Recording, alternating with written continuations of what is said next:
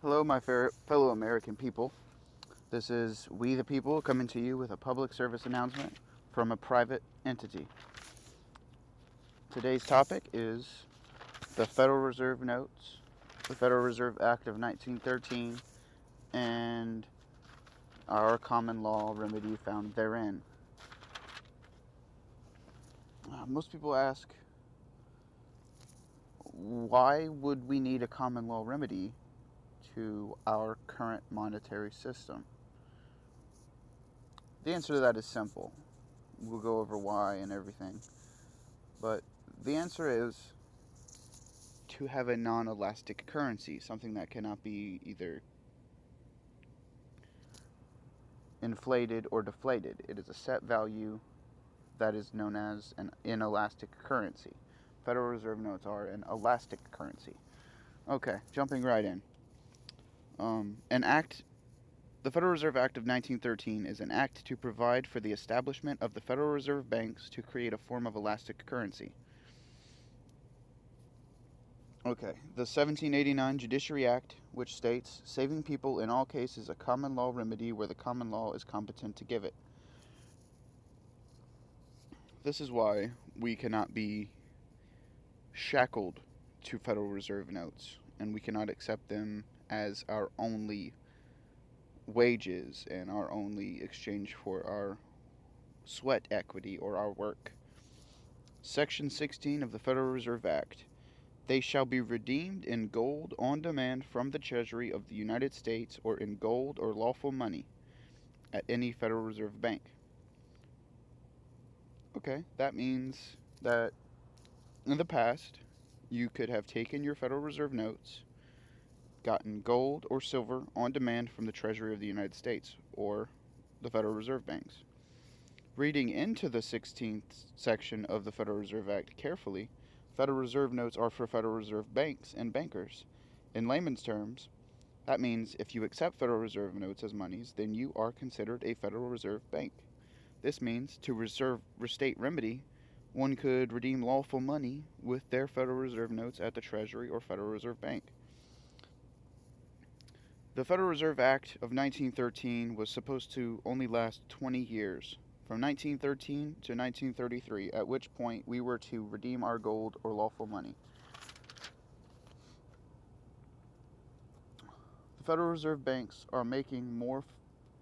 and were making more Federal Reserve notes than they have or had gold to be redeemable for them. Franklin Delano Roosevelt soon rescued the bankers, or we the people forced to become bankers. He did this by creating the banker's holiday. There is a difference between lawful money and legal tender. To understand this, look at our Constitution. It states in two distinct places. The first is, no state shall make anything but gold or silver lawful money, or a tender in payment of debts.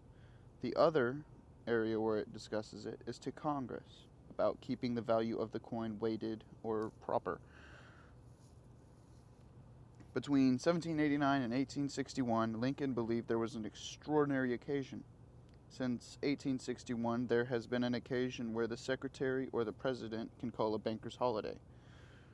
This is critical to applying remedy today. Let's first look at the difference between an elastic and a non-elastic currency. Federal Reserve notes are an elastic currency and can be fractionally lent, meaning you put your Federal Reserve notes into a bank, they can then be lent to other people as long as you can still get your money at some point. A non-elastic currency, or United States notes, cannot be fractionally lent upon because there is a set amount. It's actually $300 million. Getting back on topic. After 1933's gold seizure in 1934, the wording was changed to accommodate the lack of gold. Section 16 of the 1913 Federal Reserve Act was codified with Title 12, Section 411, and it's been there ever since. It was changed to say, Federal Reserve notes, will be redeemable in lawful money on demand from the United States Department of Treasury. Since then, Many patriots have marched into Federal Reserve banks demanding gold or silver, as the Constitution reads, which has made it impossible to even get into the lobby upon such a demand. Thanks to saving the Suitors Clause of 1789, Congress cannot get rid of remedy. The amount of United States notes is a fixed $300 million. Looking for legal proof that this is all acceptable, we look to the Ninth Circuit Court, where they decided that we are entitled to redeem Federal Reserve notes for lawful money. Congress decided that Federal Reserve notes are legal tender, redeemable in lawful money. United States notes are to be considered lawful money.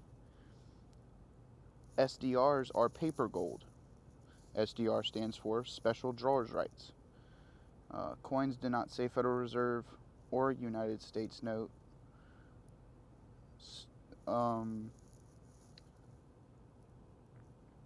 If you put 4 quarters on a Federal Reserve note $1 bill, and if you put 4 quarters on a United States note $1 bill, they both weigh out. They're both equal and they're both proper. It's a proper weighted system. However, the Federal Reserve notes have a lot less value than the United States notes, so there is about a 20-to-1 discrepancy in Federal Reserve notes face value.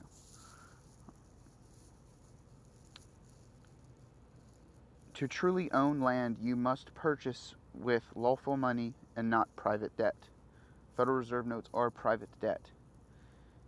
In order to get lawful money from a paycheck, you only need to endorse your check properly, which we will be discussing in a future video, and you will be able to get lawful money for your sweat equity or your time or your work. There is no... Okay, this is a subject for another video. Thank you all for watching. I hope that you all have a wonderful day. And remember, liberty or nothing else.